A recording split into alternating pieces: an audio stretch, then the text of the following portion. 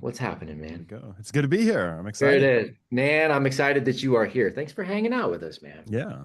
What's going on over there in Idaho today? Oh, we're just enjoying the last little bit of summer. Kids go back to school next week, and so water park later today, and Right. anniversary tomorrow. So Oh, right on. Congratulations, man. How many years is thank that? you. 17. That's awesome. That's awesome. We are hitting 17 in October. Okay. Yeah. Congrats to you. Thanks, brother. Yeah, 20 together and 17 married in October. So right there with you. Yeah. That's awesome. How come I look so much older than you? That It's kind of made me mad to start this call, Dustin. Sort of. I That's don't know. I don't know how old you are, so Yeah, I sometimes I don't either. 45. 45. I'm 42 next week, so Okay. Yeah. we're Well, not look, that different. no, not at all. You look great, man. Well, thanks for coming in and hanging out. We've got My pleasure. our men, young women from all over. I've been diving into your stuff, and all that you are doing, but all the people you are helping, man. And that's, again, that's our MO over here is building the best versions of us that we can build and helping Yeah. others do the same, man. And you're doing that at a massive scale, man. So thank you for that. Thank Just you. straight up front. Um, we're gonna dive in. If you're okay with it, I do want to put this out as the podcast too. Yeah, Hopefully you're okay on that. So we want to absolutely. dive into all things Dustin and all the things that you're doing and are excited about. And then these beautiful humans will come in on the back end for a little Q&A as well, man. So Sounds uh, great.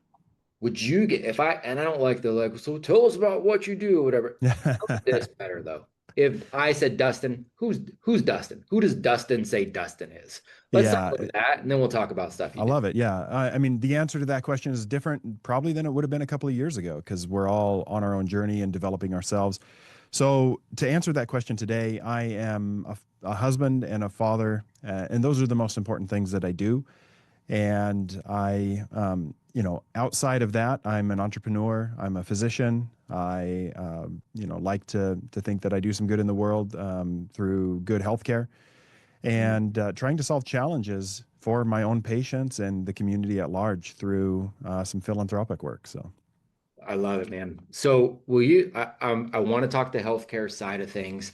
I am super fascinated. We have a lot of entrepreneurs too, and I'm really fascinated about the how you mhm. delivered healthcare to. I think it's brilliant, and I know that's not without its ups and its downs. Uh, Sure. so I'm really excited about that. One of the things that I was diving into some of your stuff, and I want to start here. I heard you describe your mission as elevating well-being inside and out, Yeah.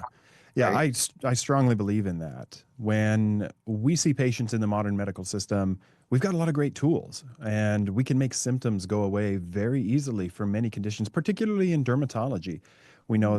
that, fields like oncology still have some, they've made huge milestones, but we're still losing a lot of people to cancer. But in the field of dermatology, we have some amazing tools to help people feel better in their own skin, to look better. But I noticed a pattern among my patients time and time again that a lot of times we would make their skin look better, but the health of my patients would continue to deteriorate. And I ask every patient when I go in the room, are you staying healthy? You've been staying healthy. And I'm pretty good at reading the body language and the tone in which people answer that question. And sometimes people will answer, I'm trying. And sometimes they answer, I'm trying. And it's different. Sometimes patients feel comfortable going into it. They're on new medications. They're struggling with their mental health. And I wanted to better equip myself as a physician to be able to help them in those other ways. And it's hard in the modern medical system. We're not rewarded for spending more time with people. But the number Yeah. of times that I've sat down with people and had a conversation about lifestyle and choices that they make in their life and had them reply, how come my family doctors never had this conversation with me? Just further elucidates the gap that we have between patient knowledge and decision making and the modern medical system. And I'm just trying to do a better job on that, even if it's just one at a time with my own patients. I love that, man. Why do you think that holistic ethos is something that you bring to the table? And the Socratic educator side of me starts taking a look and going, okay, would it be, you kind of you mentioned the modern healthcare system. Would it be better if more practitioners leaned in to that holistic ethos that you're espousing, or would it be better if we eradicated something on that, whatever the whatever we want to call this from a systemic Yeah. standpoint about the whole Well, Maha movement or whatever, right? So like right, however you right. want to frame it, like what's kind of better and where did that ethos come from for you? Uh, we can talk about where it came from first. Yeah. So I personally just started noticing this gap in my patients. We could make symptoms go away, but they were continuing to deteriorate in their health in many cases. Their diabetes would get worse. They're coming in on a new blood pressure medication. And I saw oftentimes that there was just a lack of knowledge. Patients don't understand how to make the choices that will bring them better health. In general, everybody has an idea. It's like, yeah, I probably should not eat so much ice cream or whatever it is. But I think they don't understand fully the ramifications from doing that consistently over time. And so I try to educate my patients and my viewers online through social media about how to make these better choices. And it would be wonderful if more doctors could step into that and facilitate with their patients. And that's a very challenging thing to do because we have so many practitioners that are working in large medical systems, corporately owned, venture capital owned, and although they brought some efficiencies to healthcare in some ways, they also do not incentivize doctors to go the extra mile. You have to see as many patients as you can just in order to make a profit. I saw a stat recently about how physicians are paid, and there's something called a work RVU, which is a measure of how many doctors get paid in large medical systems. In, I think it was 1997, the reimbursement for one RVU was $36 and change. And in 2025, it's $37 and change. And we know that the cost of running a business, I own my own clinic, and our costs have increased tremendously, and our reimbursements, according to inflation, over the last 20 years have gone down by 50%. Mm, And so it's very challenging for doctors to be able to go that extra mile. And I have the luxury of doing it because I own my own clinic. And if I want to make a choice that's not good for my pocketbook, but makes me sleep better at night, that's more important to me. So it'd be great if more doctors can do that, but there has to be some systemic changes to the healthcare system in order for that to be feasible at a larger scale. So ultimately, my mission is giving more power to people, my own patients, and anybody who trusts me enough to listen online, how to make better choices because I believe that each person needs to become a better advocate for their own health. They need more education. My mhm, dad was in the ER a couple of years ago, and if I didn't have the medical knowledge that I have and call the emergency room, or in one case, go with him to the emergency room and prevent a medical error, mm, it could have been a catastrophic outcome mm, for him and for our family. But most people don't have a doctor in the family that's racing to the ER with them. right. So the better that I can educate people, it just is going to empower them until the healthcare system can change. And I don't know how it can change. I worry it's going to take, not fun things with the way that Yeah, we spend money in healthcare in order to get that. And a lot of this came from just my own personal journey to get to the second part of your question yeah. that I've been very successful. I had a really rough start to my career after residency. I worked for somebody else and then quit after 10 weeks after buying a house and refinancing student loans because it was not a situation that was going to allow me to be a better doctor. And on appearances, everything looks great on social media and the practice is thriving, but inside I was struggling. And over the last couple of years, I recognized that there's a lot that you have to do inside. You have to get more knowledge. You have to improve yourself in order to truly radiate happiness and to be happy in your heart. I have so much respect for that, man. And there's a lot of parallels there for our own journey. And again, kind of taking things into our own hands and working within. We're hopeful for a system to make change, in the classical education system, but we're going to take things into our own hands and Mhm. what we can do and try to help the individuals ultimately not necessarily need us, still want to partner Right. with, but not need us, right? Because we want to help the individuals so much to be their own educator, to be their own, Mhm. doctor in a lot of ways.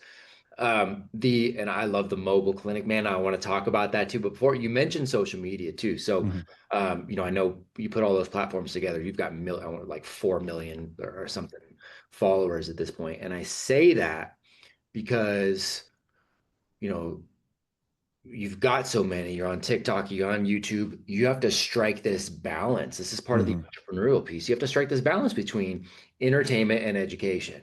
Yeah. And that's not an easy task.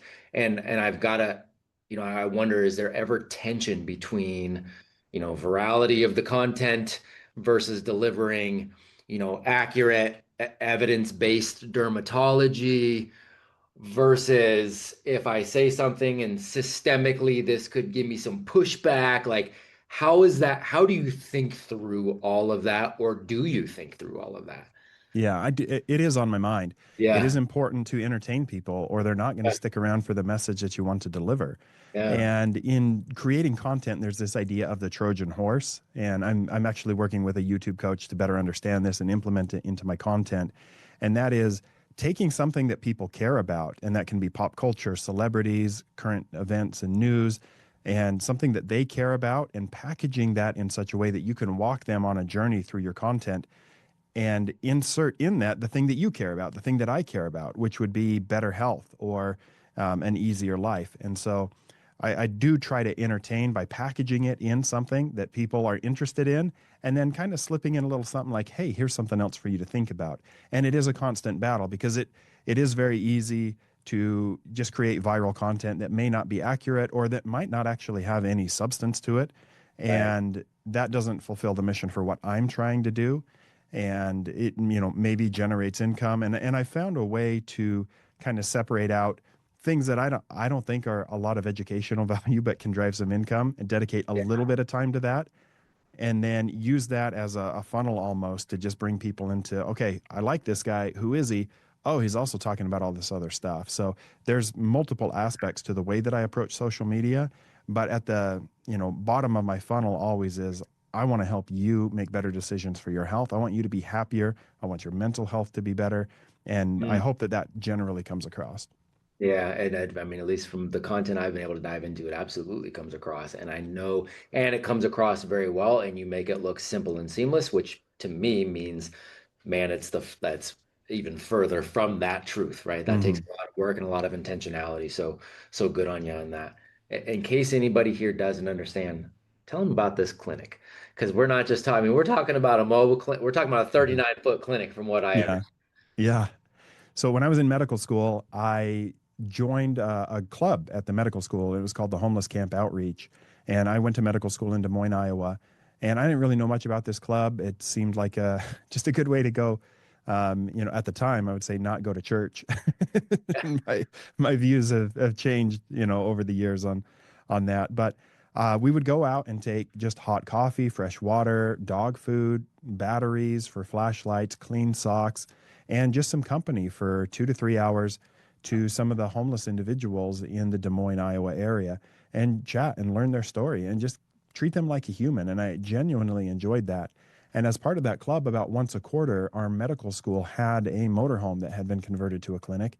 And we could go out, and that was the first time that I did a physical exam on a real person who wasn't a pretend patient. Presented those findings to the attending physician, and then we're able to help them walk down a decision tree as to what medications the person needs. And then the medical school had a runner that would go to the pharmacy, pick up the medication, bring him back to the patient, just to limit the risk of non-compliance, if they don't have money to purchase a prescription. And at that time, I didn't even know what specialty I was going to end up in, but I just decided I'm going to do this someday. I want a mobile clinic and go out and just do some good. And I don't want to charge people for it. So when I eventually started my own clinic, we grew. I started thinking about this in a way how I could bring it to life. And it's an expensive project, and I didn't have the money for it. And then after 2 or 3 years on social media, was able to say, hey, I'm ready to do this. It's not a good entrepreneurial decision in as fact as I'm not going to make money off of this, but it is something I've wanted to do. And so we did purchase a clinic. We worked with the manufacturer to design it from the ground up so we didn't have to tear things out. And then we put in the medical supplies and equipment that we need. And we go out and do free skin cancer screenings, and pair that with a lot of education. And then we go work directly with nonprofit free clinics through the National Association of Free and Charitable Clinics, and provide the full spectrum of dermatology care. If somebody needs a surgery, if they need medication, and we try to deliver all of that to them on site. And it is something that I'm just passionate about, to reach out to people who are falling through the gaps in the medical system and still be able to educate them and help teach them the responsibility for their own health. And I'm very big on not just making it a handout, but also teaching and saying, hey, here's how we can make changes that are going to help you so you don't need me next time I come back to the area. Stuff fires me up, man. Okay, so there's two sides. I wanted the RV and the entrepreneurial side, and then the philanthropic side. There's two questions that I kind of have. So first, Hmm. I'm gonna go with the on that RV side. Um, if you're taking a look at the challenges that come from doing it the way that you've done that, Hmm. would you say you found them to be more logistical, more technical, or more emotional? Mm. I mean, there's a range. It's been a lot more expensive than I anticipated. I didn't Yeah, understand yeah, that RVs need so yeah, many repairs. I mean, they are yes, sir. not a Yeah, BMW or anything yeah, like that. yeah. Like they're so much worse. And then registering it as a commercial vehicle is incredibly expensive. And so, and then probably the biggest challenge is just time because I still have a clinic that does need to make a profit, and I have close to 30 employees that I need to make sure get a paycheck every single month. And Mm, so taking time away from my regular day job to go do the philanthropic work does put a financial strain in a hmm. different direction. And so trying to balance that time where I can go out and do something that I'm passionate about, not that I'm not passionate about care in the clinic, Yeah. but it's important for me to do that work. And so it is emotional. It is hard when you see a patient. We had one gentleman, just as an example, who on his first visit, we did 9 biopsies and all 9 turned out to be skin cancer. Wow. And we have tried so hard to reconnect with that patient to provide care, and they're not returning phone calls. They're not answering the certified letters that we send, and we can't get them to come in for the follow-up treatment, even though we're willing to provide that at no cost to the patient. And so that does tug on me emotionally, and I wonder, are we doing the right thing by giving these people diagnosis if they don't follow up and get treatment? And I still think that we are, because maybe now that they know, they maybe they went and found care somewhere else, but Yeah. there's challenges in multiple directions doing Man, that. that I mean, this is wildly it's a wildly selfish question and kind of and very personal, just the way you laid that out right there. So I mean, you've got you're highly experienced in these complex cases like skin cancer and wound Mhm. healing, and you maintain, you want to maintain these deep patient connections. And then also, and you've got the team that's there of the 30 that are, that you're developing those relationships with, and you're growing that public platform. What is that tug for you in terms of time wise? Like, how do you wrestle with that? The like, gosh, I really want to dive in and help this specific human being.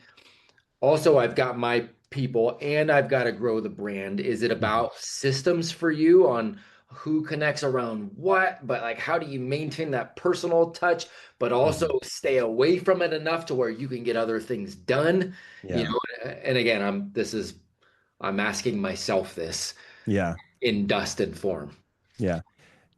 I've probably become excellent at compartmentalizing. And I think that medical training kind of does that to you. You've got to Yeah, be able to see something incredibly tragic and then put that on the shelf and go home and play with your kids. And yeah, that was hard. I mean, the first time I saw a pediatric trauma in the emergency room, it just, yeah, I had a hard time putting it down. I came home and I picked up my daughter. Um, and I wouldn't put her down for like an hour, and she's like squirming. She wants to get down on the floor and play, but like I just was like, I just want to hold you close right now. yeah. And so ultimately, I think it's understanding what my purpose is, and the first purpose again, being a husband, being a father, and making sure that in everything that I do, that my attention is primarily there and taking care of them. And Mhm. then I do strongly believe I have a duty to the employees that have come to work for me. When I left my first clinic, um, all of my core employees came from that clinic. They followed me. They took a chance on me. And I have a duty to them. And if I treat them well, they're going to buy into the mission that I have to take care of patients. Mhm. And so when I know that those are the most important things to me is my family, my employees, and together we provide good patient care, then that will be the priority. And if something is going to suffer right now with the systems and processes that I have in place, it may mean we don't do a mobile clinic event this week or this month because we have to make sure that everything else is being taken care of. So it is kind of just a hierarchical approach to Mhm. things Yep. where I have duties that I will not neglect, and those will always come first. Good on you, man. Good on you.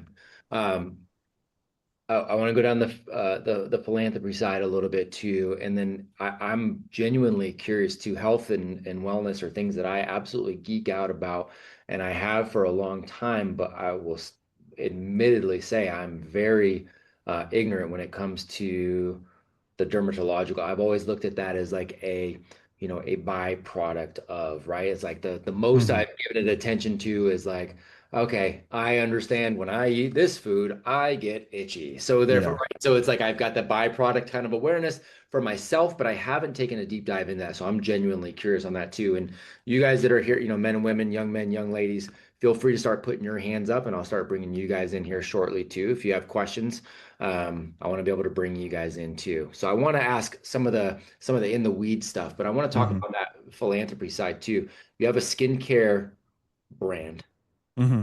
right? And you're serving underserved communities. What is the conversation with the team or when you're developing these products around genuinely contributing to skin health and balancing it with true social impact? Like Yeah. building in philanthropy. And again, we've got two 501(c)(3)s that are associated with our organization too.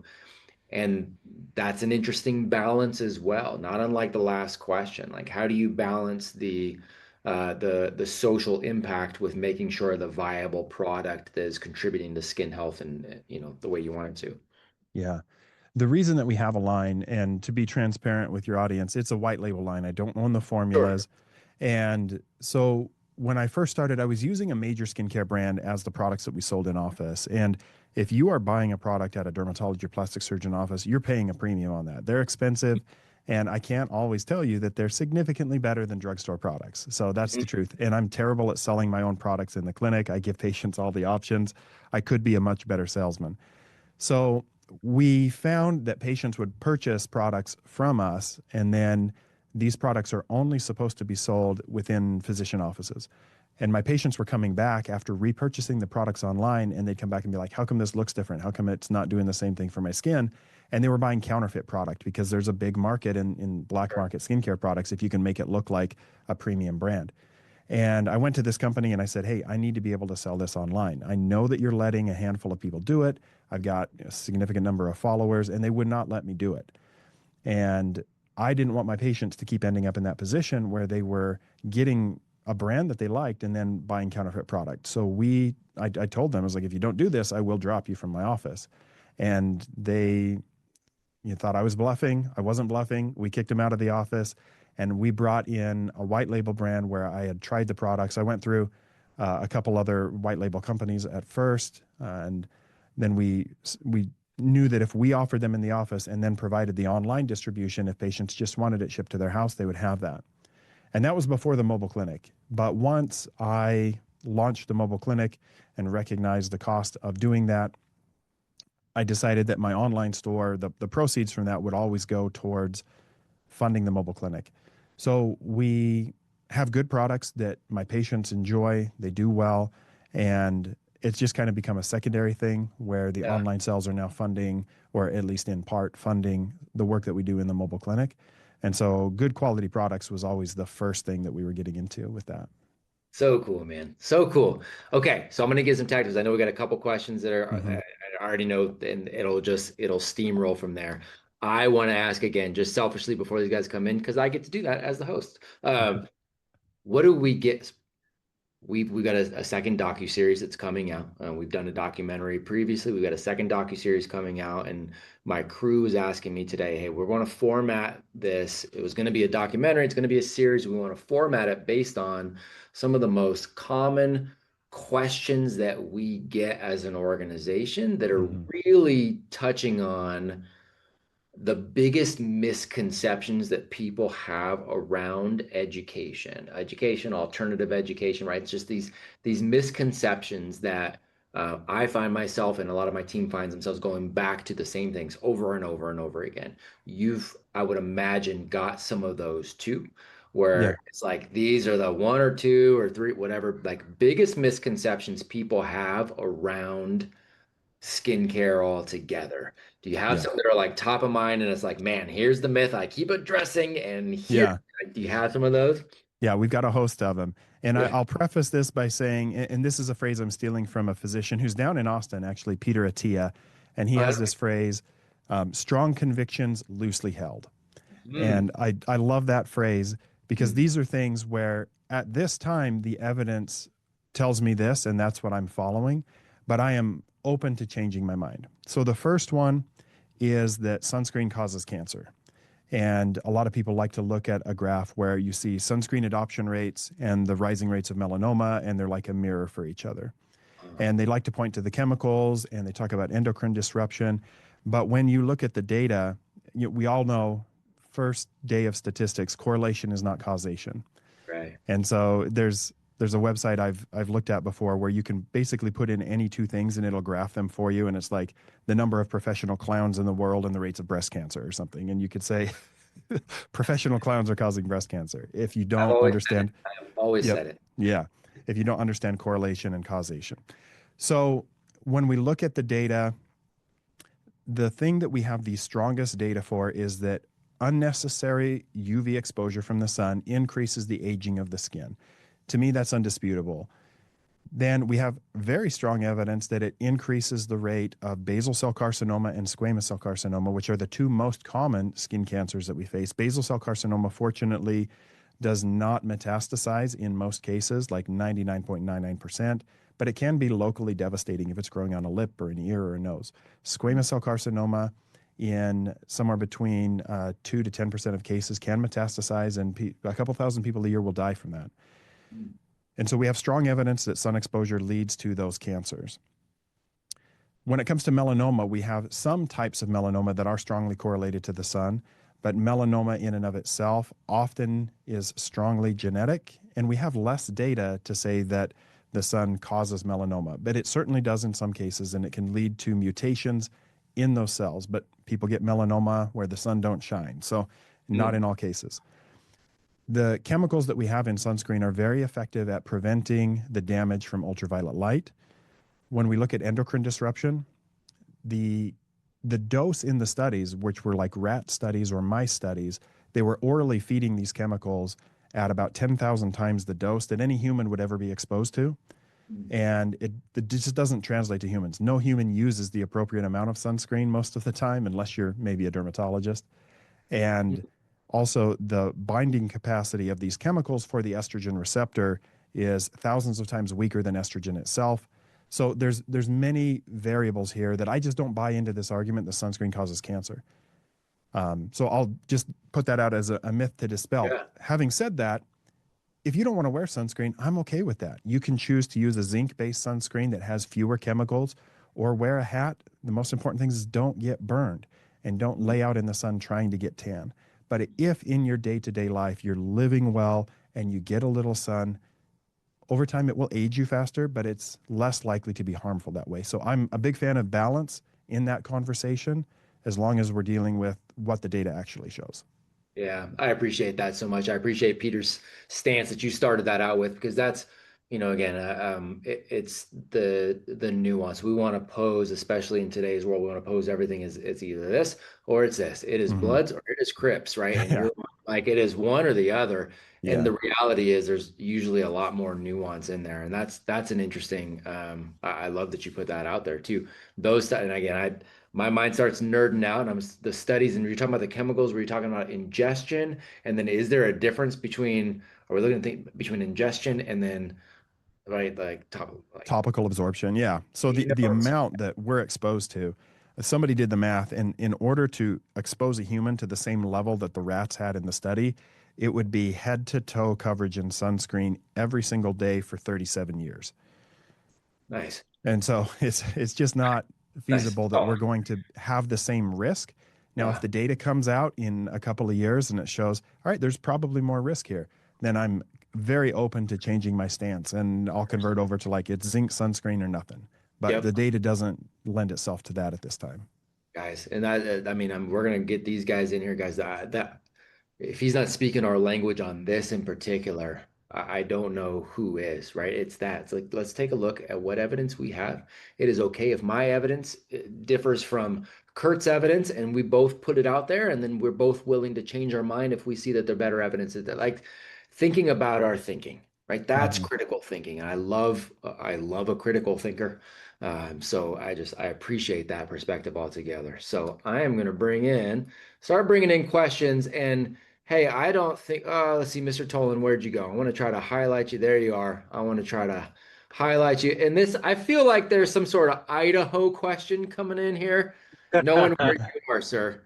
Yeah, Um, so I'll let him slight talk about the connection because I don't think I'm that's legally allowed to. That's that's yeah, that's right. So just a little background. So Dr. Portela and he was a customer of mine starting in 2017 when I started a job in the dermatology space with AbbVie. So I've known him since 2017, and when I saw that he got picked out, had a little back and forth with him earlier this week. So I cool. was super excited that you guys got to share some space with this man. And just so you know, I've seen him professionally. He is also my personal dermatologist, and what you're seeing in front of you is exactly the man that he is. And it's amazing for someone who's been on Bravo and has rubbed elbows with anybody and everybody that you could possibly think of.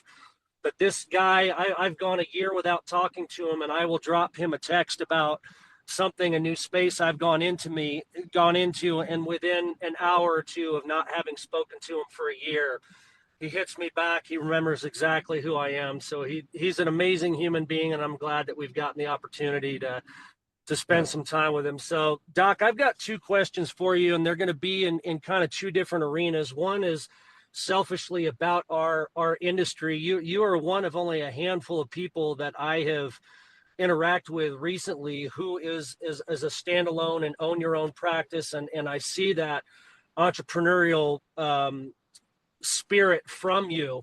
And I'm curious where it was that, because obviously they don't teach you that in med school. And I see so many times a handful of docs where they will start out on their own and they get to a place and they're carrying tons of debt and they try all these different things and they end up having to go into a system, work for somebody else because they just didn't have the wherewithal to do it on your own. And so I'm curious how it was that you found that recipe to make you the success that you are. Yeah.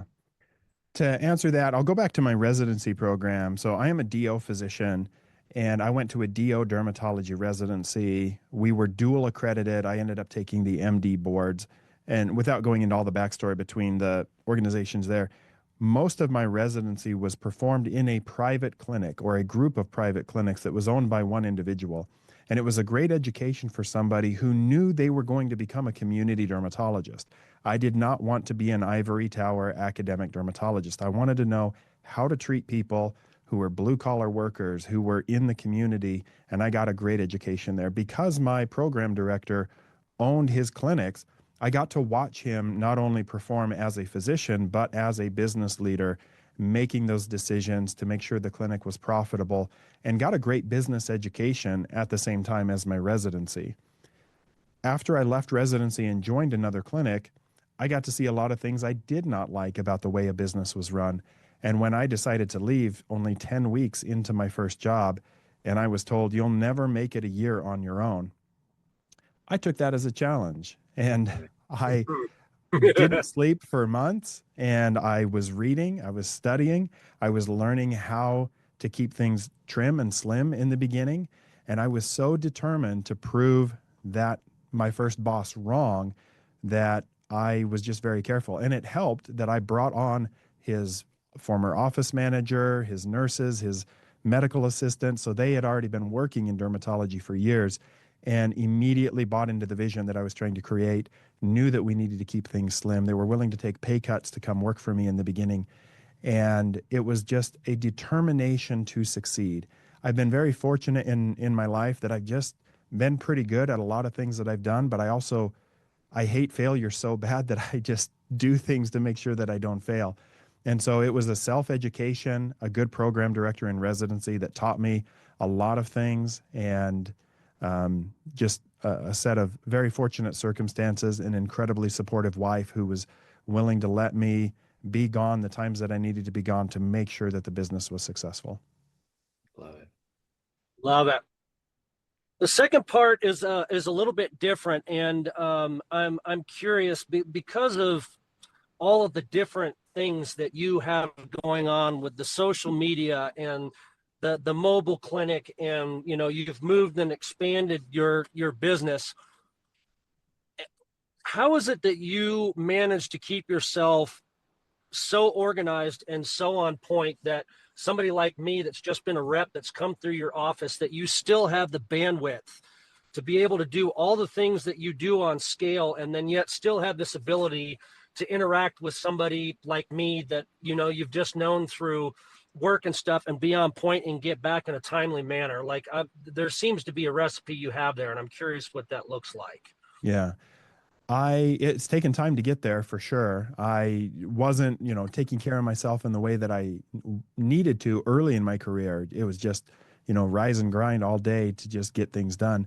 But as my circumstances have allowed me, I've been able to make a couple of very key hires within my system and partner with a couple of outside organizations that through, appropriate vetting, I've been able to say, you understand what I'm trying to do, and I feel comfortable giving you these responsibilities. And I've tried to work myself into this position, to follow a quote again that I heard somewhere else. I can't take credit as my own, but do only the things that only you can do.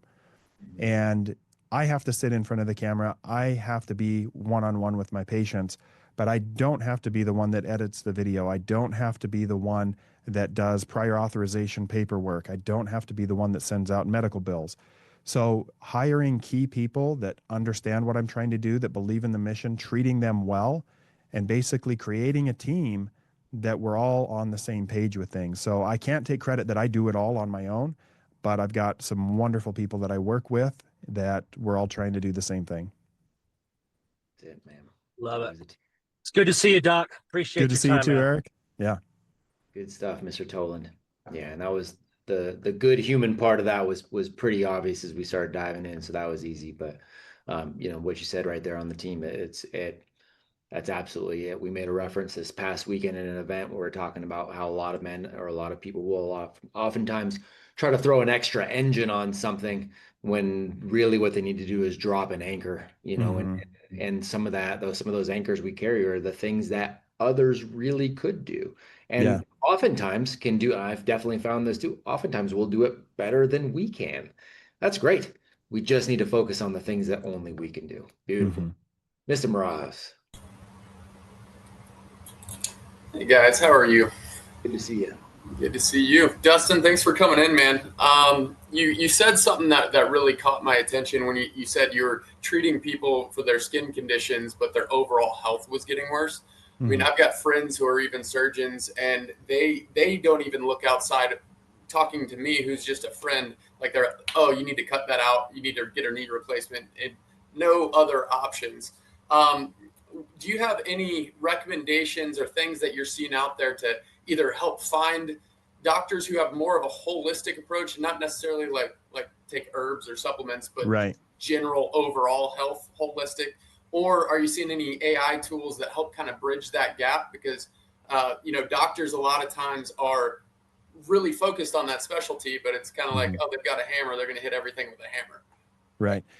I think it's a tricky area because I see a lot of functional health clinics, even in my area, and I feel like it's a lot of cookie cutter approach. We're going to put everybody on 20 supplements. You need to buy these from us for the next 10 years.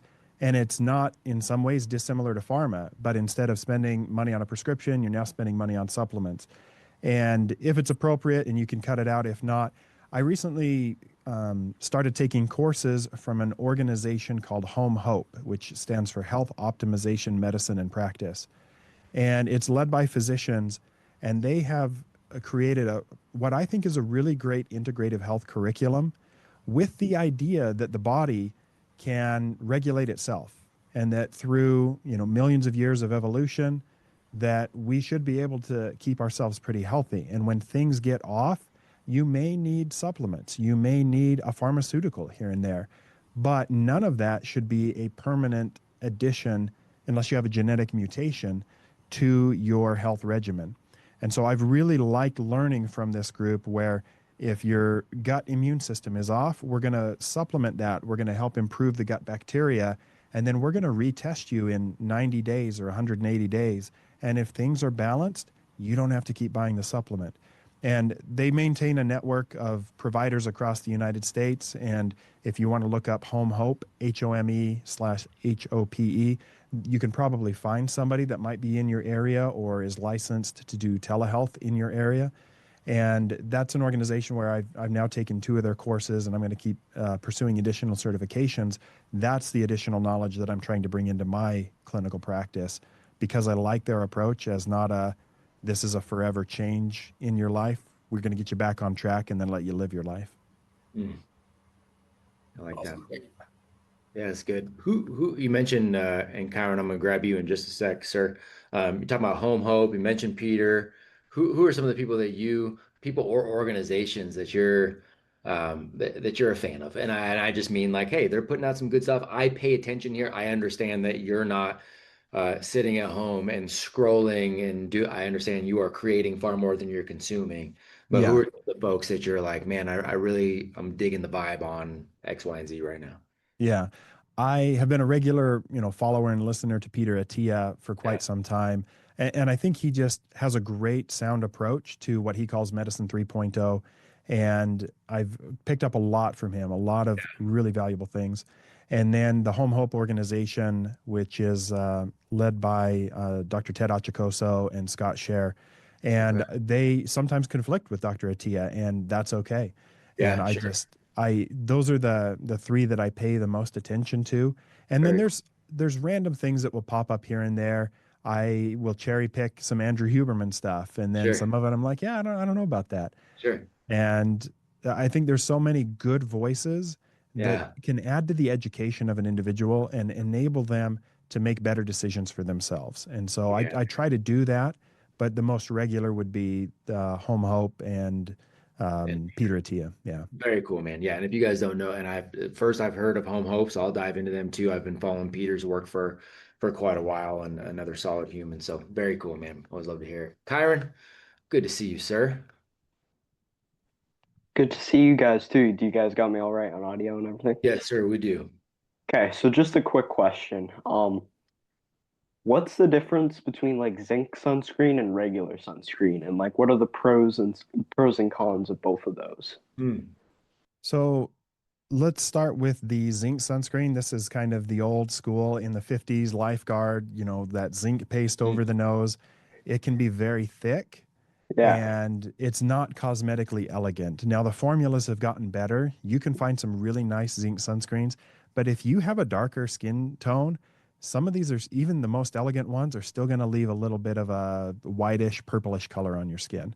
Yeah. And so they're going to continue to get better, but they're often in many health communities touted as being safer because you're not getting that systemic absorption. The molecules aren't showing up in your bloodstream, the implications of which we don't have evidence is harmful now, but that could change.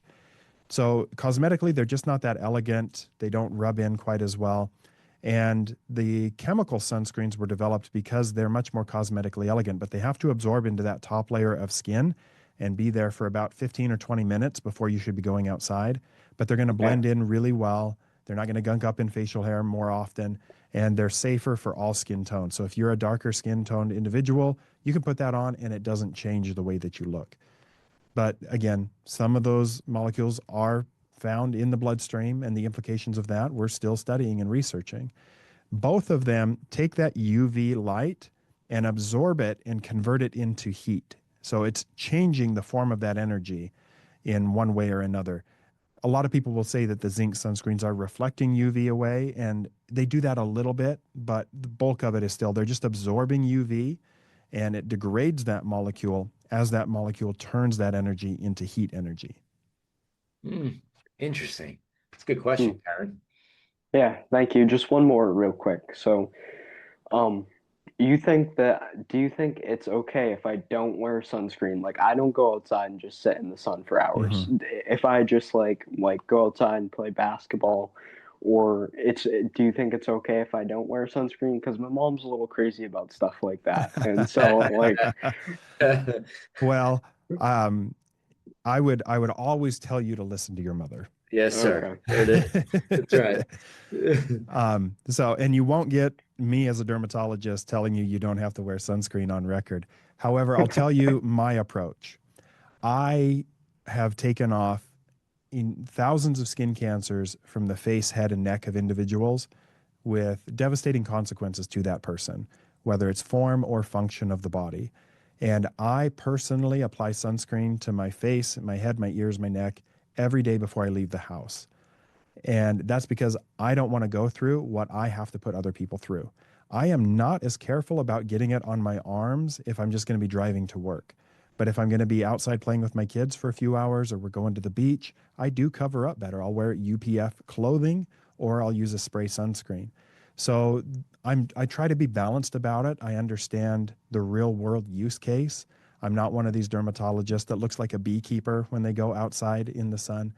So I think particularly in the younger years, if you can find a good zinc sunscreen that feels good on your skins, not running into your eyes when you're out playing basketball, you will thank yourself in 30 years that you started doing that now. Okay. Thank you. I really appreciate you being on here today. My Great pleasure. answers Thanks to for your great questions. Good question, Kyron. And there, I mean, what he's basically saying is there's a reason that I'm only about 3 years older than him, but I look 20 years older, Kyron. Okay, there's a reason for that, maybe multiple reasons, but you just got one of them right there. Oh, we got another Idaho connection here. Let's see. Oh, I didn't mean to do Gloria. I'm gonna get you spotlit. I didn't mean to put the hand down, but here we go.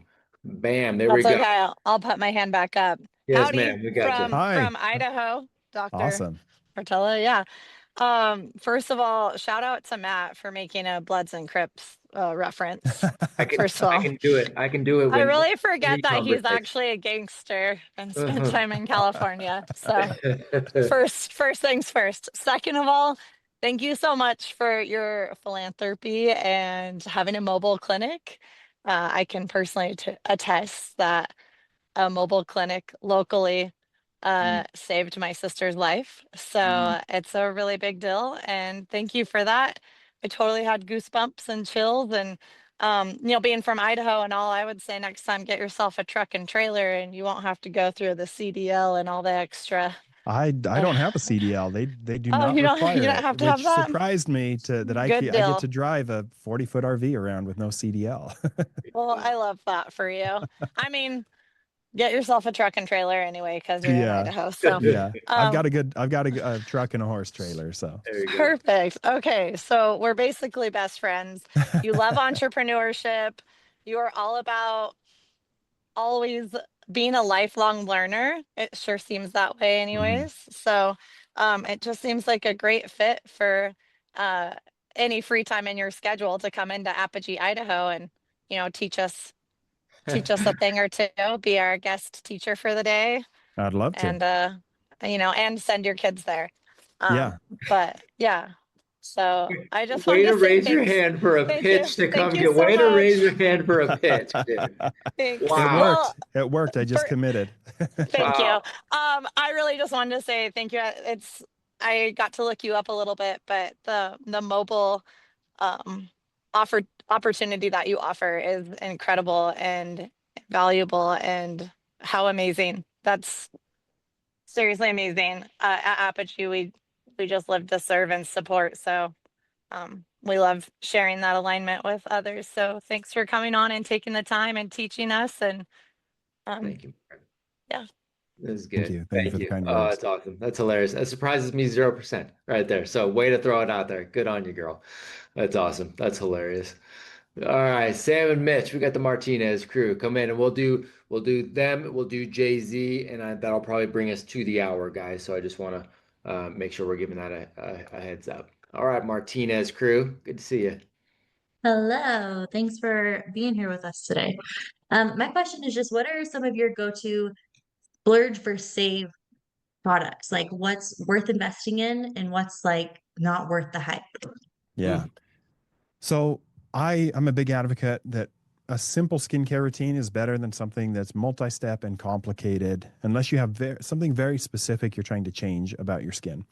So I am a fan of mass market drugstore brands. They're often a lot bigger sizes. So the amount that you get for the amount that you spend, where most products are $20 or less, are completely reasonable for most people.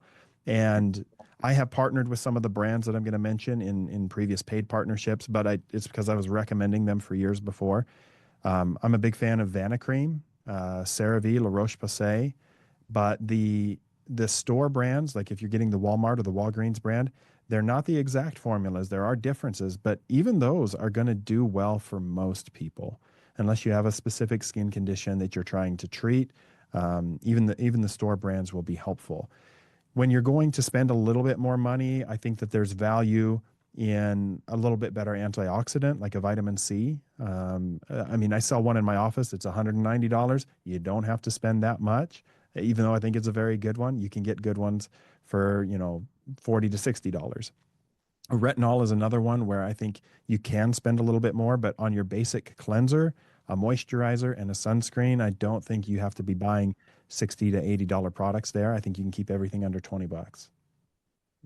And what's your personal opinion on tallow? That's like a I took a I'd love lot to of know. heat for posting against tallow in a Okay. recent post, but I did put out a full YouTube video that really explained the nuance of it. Tallow is fine to use, and there's many benefits that it can have. It does mimic the sebum of our skin in many ways. It's full of these saturated triglycerides that is going to moisturize. The challenges that I think it has is that it doesn't have a great smell for many of them. And so a lot of brands or homemade tallow, they're adding essential oils, which many people will do fine with. But I've seen so many people come into my office from bad contact dermatitis, like poison ivy level contact dermatitis due to essential oils. And I don't care for the texture personally. I think it's too heavy for my skin. That doesn't mean that it's fine for everybody, not fine for everybody. So the main point of that longer video that I did is here's the drawbacks that I see. And again, if you're making that choice based on fear of commercial products, I think that's unwarranted. But if you like it, it works well for you, then I think that is totally fine to use, as long as you're making a decision based on the benefits of the product and not based on fear-based marketing against other products. That's Well, good. I like thank that. you. We appreciate you. Mm-hmm. And from the tallow perspective, I remember from some of your videos, I'm supposed to eat it, right? Like I'm supposed to, Yeah. right? I'm supposed to chow down on it from Chow it what. down. So that's right. That's awesome, man. Here we go. All right, this guy coming in here, even the kangaroos wear sunscreen where he's from what I understand. What's up, Jay-Z? Good to see you, brother. Thanks, thank you, Dustin, for being here. I don't expect any specific medical advice here. I got a little girl. She's nearly 3 years old. Excuse me. And she's had eczema going on about a year now, and she just has this fixation with scratching at her skin. And we're working through the various different things that you can do to help heal her, for lack of Mm-hmm. a better term. We're doing all the stool samples and everything. Like we're throwing every dart at the board we can possibly find. But the scratching, it's like this, it's like a hunch now that she has that if she's frustrated or upset, that's the first thing that she goes to. I don't know if do you have any advice around things that we can be doing around that? Because one way or another, I feel like we're going to find the solution as to what's actually causing it. But in Mm-hmm. the meantime, it's this that's really bothering her. Do you have anything to say about that? Yeah, I would really focus on trying to heal that skin barrier as much as possible. When she goes to scratch, that you need more moisturizer on there. And when you go see dermatologists, I know a lot of family doctors in Australia are much more comfortable with the skin than American family doctors because the need for skin cancer prevention in Australia is much higher than it is in the US. And topical steroids are going to be used in many cases, and they can be used safely, but especially in children, you want to be careful for the duration that you're using those, the strength of those. I don't like to use them on the face, but in short term, that's going to reduce that inflammation to a significant degree, kind of knock out that itch. and then you really focus on the moisturization to repair the skin barrier. I don't know what all prescriptions are available in Australia.